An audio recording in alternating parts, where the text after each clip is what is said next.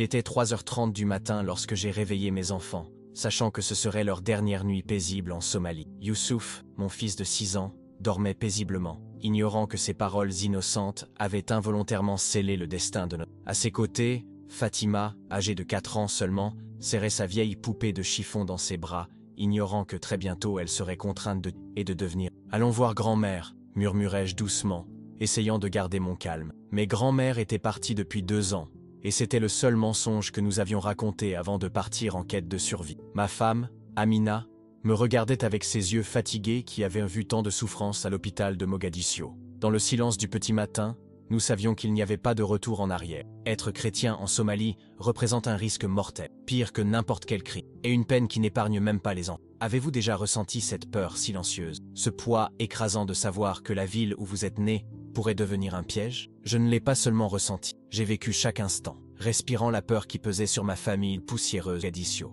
où la simple mention du nom du Christ pouvait signifier « Je m'appelle Hassan Al-Rachid, je suis somalien, et ce que je vais vous raconter est l'histoire d'une transformation dont peu de gens sont témoins, une preuve vivante de la façon dont la puissance de Dieu peut atteindre même les cœurs les plus fermés. » Mais avant de décrire cette aube désespérée, lorsque nous avons fui à travers tandis que les militants d'Al-Shabaab traquaient quiconque osait défier leur ingérence, je dois remonter. Tout a commencé par un après-midi étouffant de mars 2019, dans une salle de classe simple et délabrée du lycée de Banadir. J'enseignais les mathématiques à des jeunes qui luttaient pour leur survie dans un pays déchiré par la guerre, plutôt que d'apprendre des équations. Le vent chaud de l'océan Indien soufflait à travers les vitres brisées, et la tension était si intense qu'on aurait presque pu la couper. Dans ce contexte, être enseignant n'était pas seulement une profession, c'était un acte de foi et de courage. Dès notre plus jeune âge, on nous a tous appris qu'il n'y avait qu'une seule voie, l'islam radical prêché par des groupes cachés dans le sud du. Ma femme, Amina, travaillait à l'hôpital public de Médine. Chaque matin, elle voyait de près les conséquences de la violence, des corps blessés par l'intolérance, des vies brisées par la foi.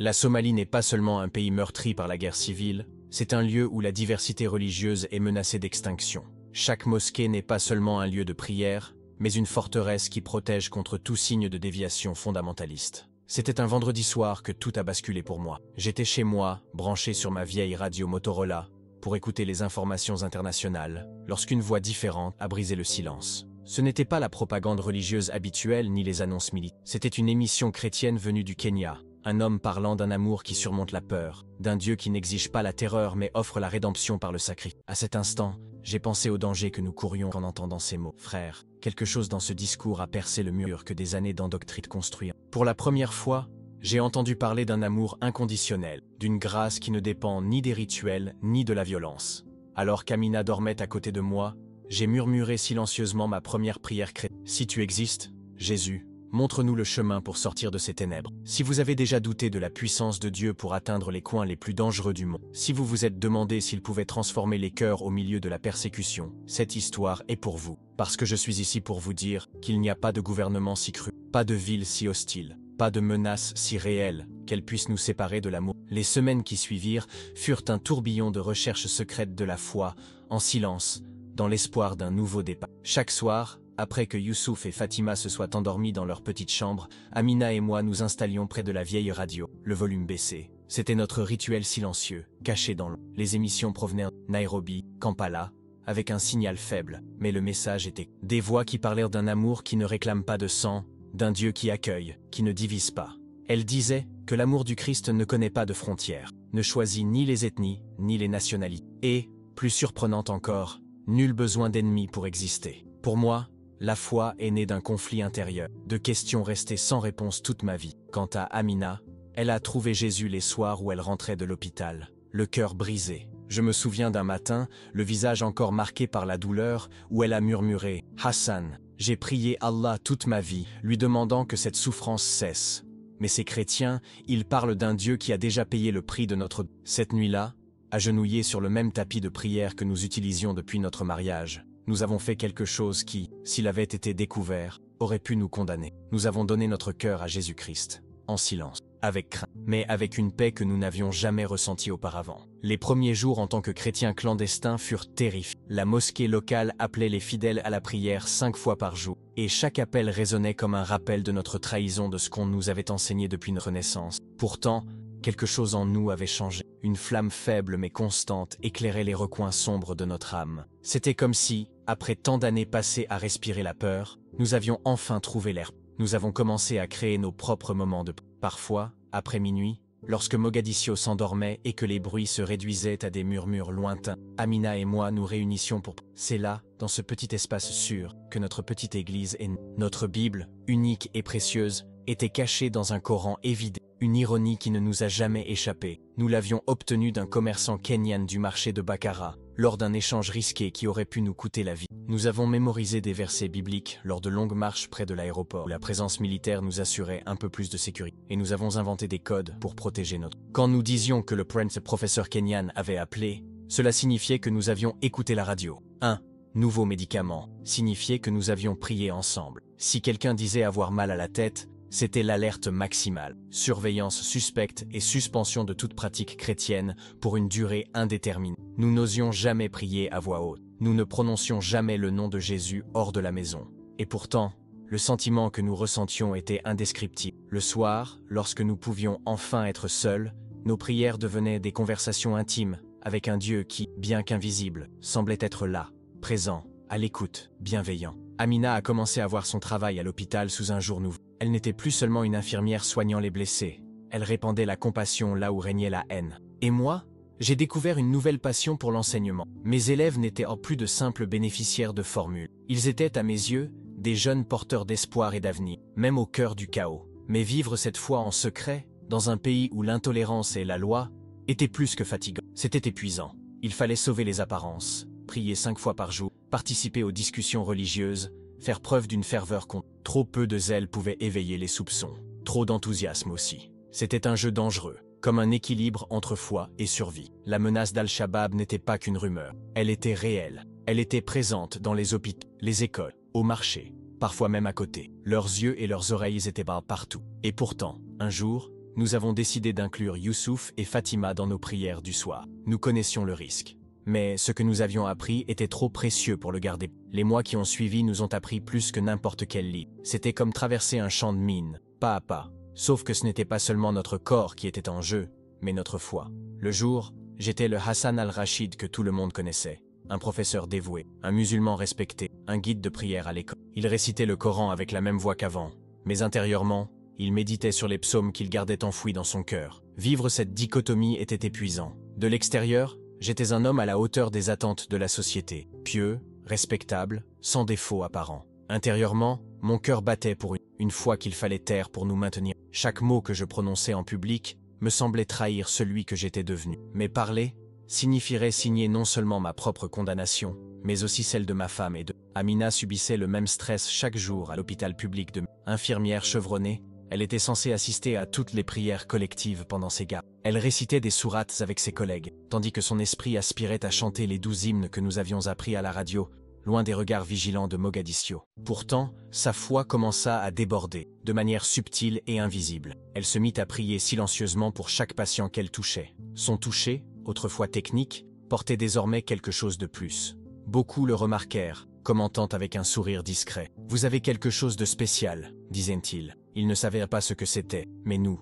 si. C'était l'amour du Christ qui coulait dans ses mains, camouflé sous les gestes d'une attention professionnelle. Nos nuits devenaient des retraites sacrées. Une fois Youssouf et Fatima endormis, nous nous réunissions dans le petit jardin de la maison. Le bruit des générateurs et la circulation urbaine au loin masquaient nos murmures. Là, sous les étoiles qui planaient sur l'océan Indien, nous ouvrions notre Bible, cachée dans un vieux Coran, et en lisions des passages à la lumière de la lampe torche de mon téléphone, protégeant la lueur de nos mains, comme quelqu'un qui surveille une flamme sur le point de s'éteindre. Les vendredis étaient les plus durs. On m'attendait à assister aux prières collectives à la mosquée centrale. Et j'y suis allé. Je me suis agenouillé par terre, aux côtés de centaines d'hommes, tous concentrés sur les mêmes versets. En apparence, je faisais comme tout le monde. Mais intérieurement, en me prosternant, mon âme récitait le Notre. Lorsque l'imam a parlé de guerre sainte, je me suis souvenu des paroles de Jésus. Heureux les artisans de paix, car ils seront appelés fils de Dieu. Cette dualité constante, le corps à un endroit, le cœur à un autre, m'a conduite au bord de l'épuisement. Pour préserver notre santé mentale,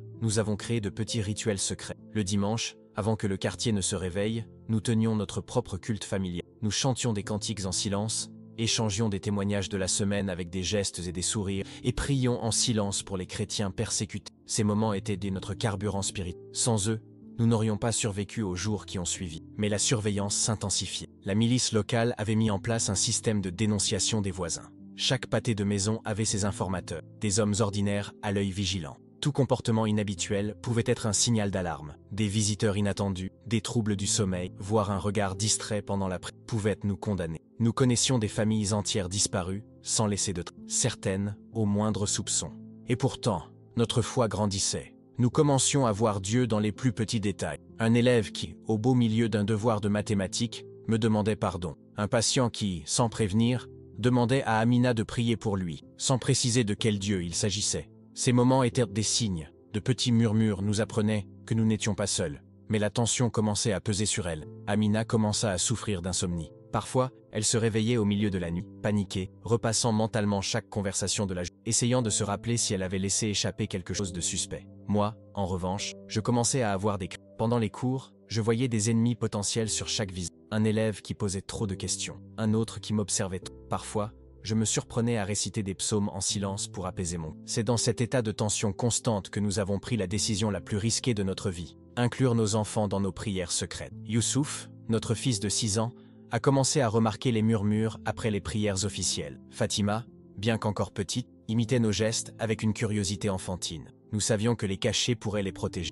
Mais nous sentions aussi que leur refuser ce Dieu qui a transformé nos vies trahirait en quelque sorte le but même de la foi que nous avions découvert. La première fois que nous avons prié avec Youssouf, nous nous sommes assis à côté de lui et lui avons expliqué que notre famille avait un secret particulier, un secret qu'il ne pouvait révéler à personne. Il nous a regardés avec sérieux, les yeux brillants de fierté. Pour lui, garder ce secret était comme garder un... Et à ce moment-là, nous avons vu naître en lui quelque chose de pur, quelque chose de profond. Nous avons enseigné à Youssouf des prières simples, de courtes histoires bibliques adaptées à son âge, et des chants doux sur l'amour de Jésus, toujours mûr. Fatima, comme toute jeune sœur, voulait l'imiter. C'est ainsi qu'avec des mots inventés et des gestes maladroits, elle a commencé à créer ses propres prières enfants. Le soir, nous formions une petite chorale à l'abri du monde, réunis sous le regard silencieux des étoiles, partageant une foi qui nous emplissait d'une joie indescriptible. Mais la joie s'accompagne de la peur, une peur plus grande que toutes celles que nous avions jamais ressenties auparavant. Les enfants sont innocents. Et l'innocence, là où la vérité peut être mortelle, est à la fois une bénédiction et un risque incalculable. Ils ne comprennent pas les jeux de la survie. Ils ne savent pas mentir avec précision, ni cacher des secrets avec la prudence d'adultes marqués par la... Chaque matin, lorsque Youssouf et Fatima partaient pour l'école coranique obligatoire, notre cœur était mis à rude. Chaque adieu était accompagné d'une prière différente. Qu'ils soient protégés, qu'ils ne disent rien par hasard, qu'ils rentrent chez eux sans éveiller les soupçons. Youssouf est intelligent, observateur, doté d'un esprit curieux et d'un cœur sensible aux choses de Dieu. Et c'était précisément ce qui nous inquiétait. Il comprenait plus que nous l'imaginions. Et c'est pourquoi il ne pouvait pas tout garder pour lui. Pour lui, la foi était une découverte si belle, si réelle, qu'elle devait être partagée. Et c'est ainsi que le sol a commencé à s'effondrer sous nos pieds. C'était un mercredi chaud de septembre. Youssouf rentrait de l'école plus calme que d'habitude. Son regard, autrefois plein de questions, gardait maintenant un silence gêné. Au dîner, du riz avec un peu de viande de chèvre, la meilleure que nous ayons trouvée au marché ce jour. J'ai essayé d'engager la conversation. « Comment s'est passée ta journée, mon fils ?» Amina versait du thé dans nos vieilles tasses fissurées quand... « Baba, mon cousin Abdi jouait près de notre fenêtre hier soir. » Ces mots s'abattirent, comme un coup de tonnerre dans le silence. Amina et moi échangâmes un rapide regard. Le genre de regard qui dit tout sans rien dire. La fenêtre donnait sur le jardin, notre lieu de culte, notre sanctuaire secret. Si Abdi avait été là, il aurait pu le voir, ou l'entendre. Abdi, le fils de mon frère aîné, Mahmud. Abdi, fervent pratiquant de la mosquée, passionné de discours radicaux, proche de personnes dangereuses. J'ai essayé de rester calme, malgré mon cœur qui battait fort dans ma... Et qu'a-t-il dit ? Youssouf continue, inconscient de l'ouragan qui tourbillonnait. Il m'a demandé pourquoi toi et maman parliez différemment le soir. J'ai dit que nous adressions des prières spéciales à Jésus. Le monde s'est arrêté. Tout autour de nous a disparu, sauf le battement de mon propre dans mes oreilles, plus fort encore que l'appel à la prière du soir qui commençait à résonner à la mosquée. La tasse tomba des mains d'Amina. Le bruit du métal heurtant le sol en ciment ressemblait à celui d'un coup de feu. Je l'ai regardée. Elle m'a regardé. Inutile de dire quoi que ce soit. Nous savions. Abdi le dirait à son père. Et Mahmud, mon frère, toujours le plus rigide, le plus inflexible, le plus fervent défenseur de la charia. Il n'hésiterait pas. « Et tu en as parlé à quelqu'un d'autre, mon fils ?» demandai-je en essayant de paraître naturel, comme si c'était juste la curiosité d'un... « Oui, je l'ai dit à mon père en rentrant. Il est devenu très sérieux et m'a dit qu'il ne fallait pas mentir sur des choses importantes. Et c'est à ce moment-là que nous avons compris. Le temps avait commencé à tourner contre nous. Mahmud n'avait pas besoin de preuves, juste d'un soupçon. Et en Somalie, le chemin entre le soupçon et l'exécution est court, presque invisible. Il n'y a pas de procès, pas de défense. Il suffit que quelqu'un pointe du doigt, et le reste arrive très vite. Tandis que nous discutions avec Youssouf, mes pensées s'emballaient comme jamais. Combien de temps faudrait-il pour préparer l'essentiel? Avons-nous de l'argent de côté? Quelle serait la meilleure voie de fuite? Y avait-il une surveillance sur les routes? Était-il encore possible de disparaître avant l'aube? Amina, avec cette sensibilité d'une mère qui sent le danger sans qu'on lui dise quoi que ce soit, s'activait déjà dans la maison. Sans aucune instruction de ma part, elle a discrètement commencé à emballer les vêtements des enfants, à trier les documents, à vérifier si nous avions encore des provisions. Tout devait être fait en silence, rapidement et avec foi. Parce que désormais, toute notre vie dépendait des minutes. À la fin du dîner, je gardais une expression sereine, souriant ici et là, comme si tout était normal. Pourtant, à l'intérieur, mon monde s'effondrait. Amina, d'un geste fluide et expérimenté, commença à rassembler des documents en parcourant la pièce. Nos cartes d'identité, les actes de naissance des enfants, le peu d'argent que nous avions caché pour les urgences. Chaque geste était calculé. Tout devait faire partie de la routine. Les enfants ne comprenaient pas encore le poids de ce qui avait dit à cette... Et c'était peut-être... Youssouf n'arrêtait pas de parler, de bavarder sur ses leçons. Les jeux auxquels il avait participé dans la cour de l'école coranique, les histoires que son professeur lui avait racontées. Il ignorait qu'avec l'innocence d'une seule phrase, il avait mis nos vies à tous en danger. Fatima, inconsciente du danger, composait des chansons et jouait avec sa poupée, provoquant de petits rires dans la salle, aussi doux que des couteaux tranchants dans nos gorges. Une fois le dîner terminé et nous les avons couchés, un silence pesant s'est installé dans la maison. Nous nous sommes assis sur le canapé du salon, côte à côte, sans nous toucher, écoutant simplement. Dehors, Mogadiscio vivait sa nuit habituelle, le bruit lointain des générateurs, les aboiements des chiens, un klaxon perdu dans le trafic des rues encore animé. Mais pour nous, tout cela n'était que le son d'un... Nous le savions, il n'y avait pas. La ligne avait été franchie. Il n'était plus question de avec. Mais quand? On ne peut pas attendre demain, murmura Amina, à peine audible par-dessus le bruit étouffé du ventilateur de qui tournait comme s'il essayait de chasser la chaleur et la peur de la maison. Elle avait raison. Mamut avait probablement déjà pris sa décision. Mon frère n'hésiterait pas. Pour lui, protéger l'honneur de la famille et sa réputation au sein de la communauté justifiait toute dénonciation. Pour quelqu'un comme lui, nous étions plus que des apostates. Nous étions une honte vivante qu'il fallait effacer. Cette nuit-là, nous avons fait semblant de dormir, mais nous gardions les yeux ouverts, à l'écoute de chaque bruit dans la rue, chaque pas, chaque moteur au loin, chaque claquement de porte était interprété comme un signe de... Nous sentions la mort rôder, appuyée contre le portail, attendant le moment de... L'aube est arrivée lentement, mais trop tôt. À 3h30 du matin, avant même que le ciel ne commence à s'éclaircir, nous nous sommes levés en silence. Le plan était simple, désespéré, sortir avec ce que nous pouvions porter, avant que les routes ne soient bloquées, avant qu'Al-Shabaab ou un quelconque collaborateur ne nous trouve. Réveiller les enfants sans les effrayer demandait toute notre maîtrise émotionnelle. Allons rendre visite à grand-mère à la campagne, murmurai-je en embrassant le feu. C'était un mensonge nécessaire. Ma mère n'était plus parmi nous, mais le souvenir de ces histoires vivrait encore en nous. Fatima grommelait, tenant toujours sa poupée, tandis que Youssouf s'asseyait dans son lit, les sourcils froncés. Pourquoi partons-nous si tôt, Bab? Je n'ai pas eu le temps de m'expliquer. J'ai juste souri et passé ma main dans... Au petit matin,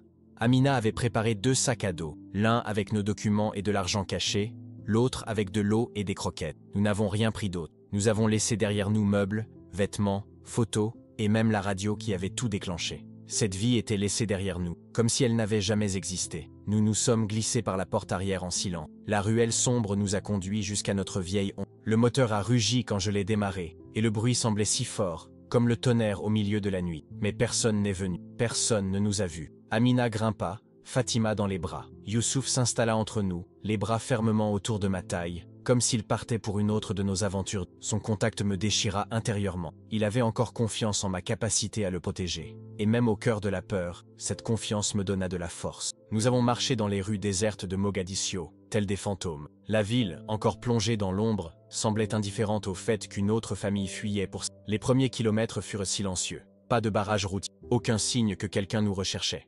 Mais nous savions que ce n'était qu'une question de... Je connaissais des sentiers qui n'apparaissaient pas sur les cartes. Des pistes oubliées, entourées de buissons épineux et de poussières anciennes, qui traversèrent des quartiers où la présence d'Al-Shabaab était moins constante. Ces itinéraires n'étaient pas sûrs, rien ne l'est vraiment en Somalie, mais ils offraient un petit avantage, l'anonymat. Et ce matin-là, c'était tout ce que nous pouvions demander. Je savais que nous avions 2 ou 3 heures d'avance, tout au plus. Une fois le soleil levé et les rues animées par les marchés et l'effervescence de la vie, nos chances d'être reconnus et dénoncés augmenteraient considérablement. Le temps jouait contre. La route officielle vers la frontière kenyane pouvait être parcourue en 4 à 6 heures, selon les postes de... Mais nous n'avions pas ce luxe. Les routes principales étaient sous surveillance constante. Militaires, miliciens, informateurs, Tous avaient l'œil exercé à repérer l'inhabituel. Et une famille voyageant avant l'aube était déjà assez inhabituelle. Nous avons pris la direction du sud-ouest, loin des routes conventionnelles. Nous avons emprunté des chemins de terre, des sentiers creusés d'ornières que je connaissais depuis ma jeunesse, lorsque je rendais visite à mes oncles dans les villages ruraux. Ils nous ralentissaient, certes, mais plus on s'éloignait des patrouilles, mieux c'était. Mieux valait retarder qu'exécuter. 2 heures plus tard, alors que le ciel était encore teinté de rose et d'or, un nuage de poussière au loin nous mit en alerte. Plusieurs véhicules approchaient sur la route principale derrière. Mon cœur battait la chamade. Étaient-ce des chasseurs apostates, des troupes au hasard, ou simplement des civils se rendant au marché?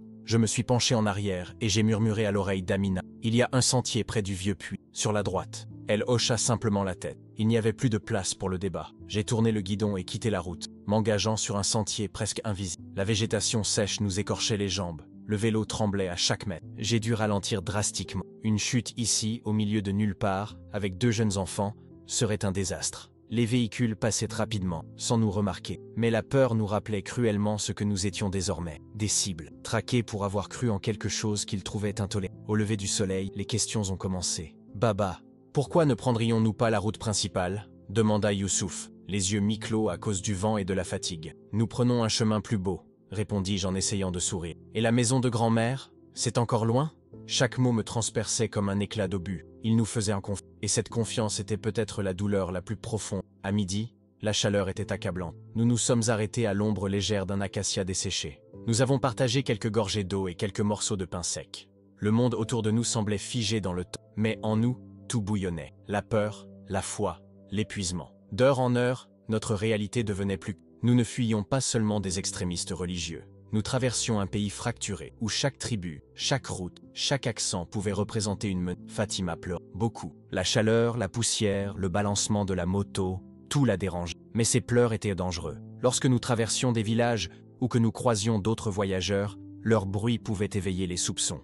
Nous faisions donc des pauses fréquentes, non pas par fatigue, mais pour faire taire la peur qui sortait de la bouche d'un enfant. Alors que l'après-midi laissait place au crépuscule, le terrain commença à changer. Le sol devint plus humide, les collines. Nous approchions de la frontière. L'espoir émergeait timidement, en même temps que le risque augmentait. La région était connue pour ses embuscades, ces groupes armés qui pillèrent les réfugiés et les tuaient sans hésiter. Chaque ombre sous les arbres, chaque bruissement dans les buissons nous coupait le souffle. Ce n'est qu'en apercevant au loin la pâle lueur des lumières de une ville kenyane proche de la frontière que nous avons ressenti la première étincelle de soulagement. Mais nous le savions, les derniers kilomètres seraient les plus périlleux. Les postes frontières n'étaient pas que des barrières physiques, c'étaient des interrogatoires clandestins. Et si quelqu'un était déjà au courant de notre évasion? Et si nos noms avaient été transmis aux autorités? La peur nous tenaillait, alors nous nous sommes arrêtés à quelques kilomètres. Nous avons choisi un endroit caché, entouré de buissons et de rochers, et avons installé un campement improvisé, avec des couvertures et le silence. Les enfants s'endormirent rapidement, accablés par la fatigue du voyage. Là, sous un ciel étoilé, Amina et moi nous relayâmes pour... Nous ne dormîmes pas, nous n'osâmes pas.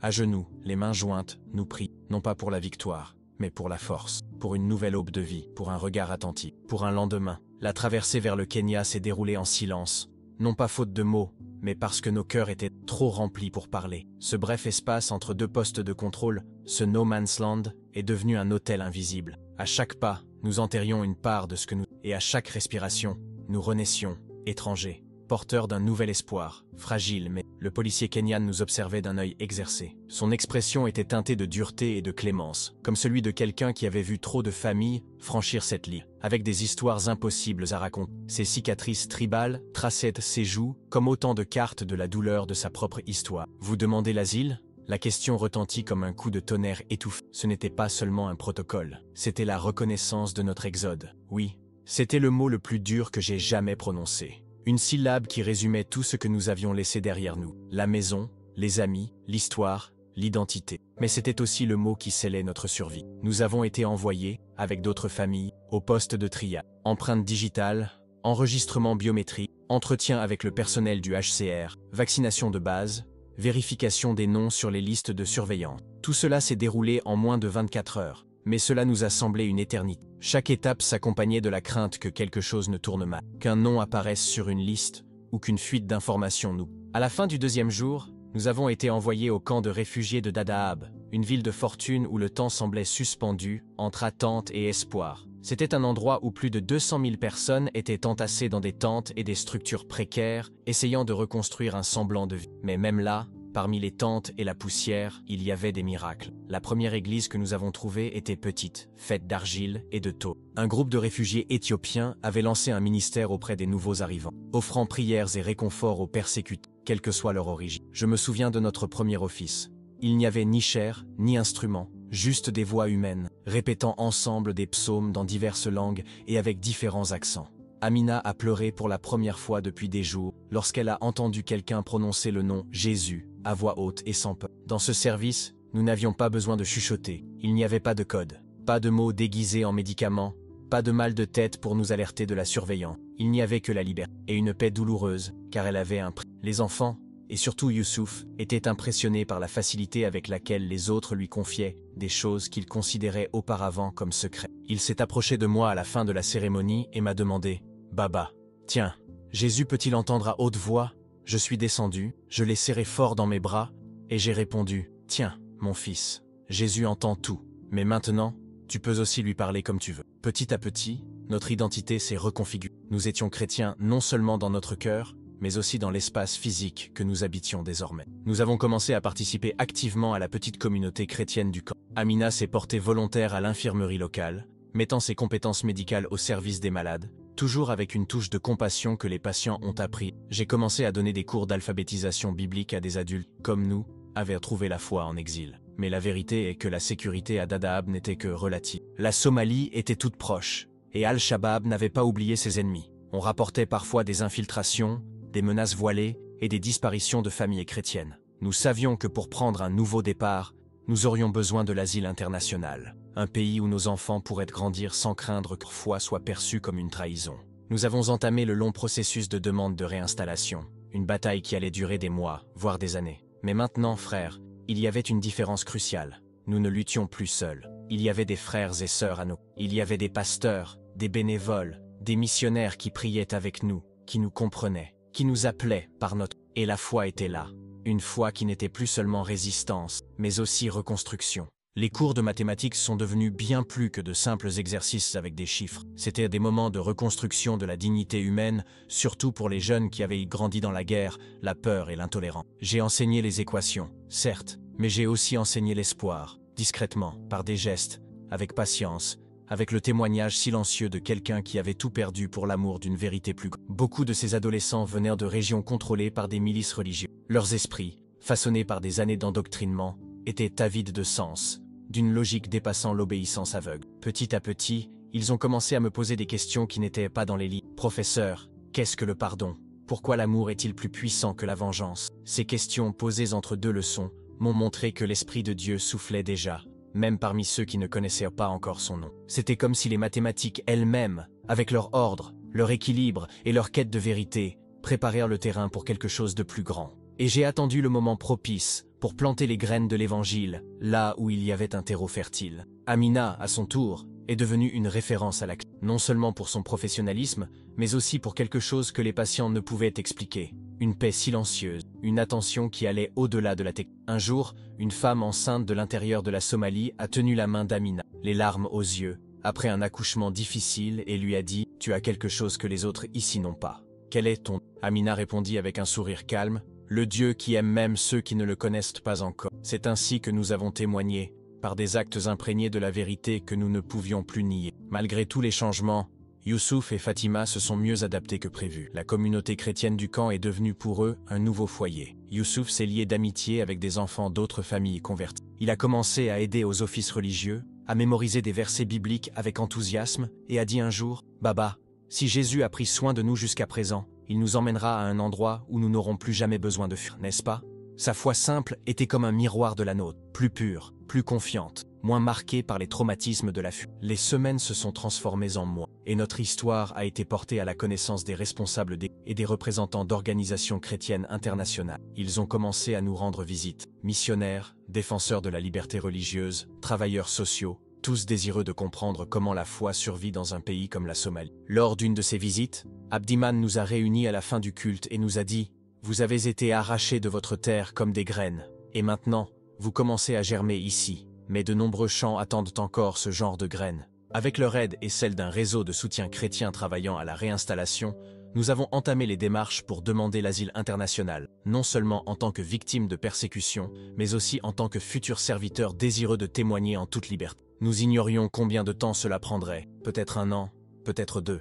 Mais nous avions désormais quelque chose que nous n'avions jamais connu auparavant, la paix. Car l'attente du Christ n'est pas vaine. Elle est comme le désert qui prépare la terre à la pluie. C'est à cette époque que j'ai commencé à écrire notre histoire. D'abord dans de petits carnets, puis sous forme de fichiers dactylographiés dans la tente informatique improvisée du. Je voulais que les autres sachent que la foi peut s'épanouir même au milieu des décombres de la persécution. Je voulais que mes enfants la lisent un jour et comprennent pourquoi nous avons tout abandonné et comment nous avons acquis quelque chose d'infiniment plus grand. Dieu a pris notre crise et l'a transformée en ministère. Un ministère né non de l'ambition, mais de la souffrance. Non soutenu par des structures grandioses ou des ressources abondantes, mais bâti sur le fondement inébranlable d'un Christ qui ne nous a jamais abandonnés, ni à Mogadiscio, ni dans le désert, ni dans le silence angoissé des camps de réfugiés. À chaque témoignage partagé, à chaque larme essuyée, à chaque jeune qui a trouvé l'espoir au milieu des équations et des récits bibliques, nous avons réalisé que nous avions non seulement été épargnés, mais que nous avions été préparés. Aujourd'hui, quand je vois Youssouf enseigner à un petit groupe d'enfants à l'école de campagne, avec la même tendresse avec laquelle je lui apprenais autrefois à prier en secret, je comprends que l'évangile n'est pas seulement une vérité que l'on, c'est une vérité que l'on. Et quand je vois Fatima,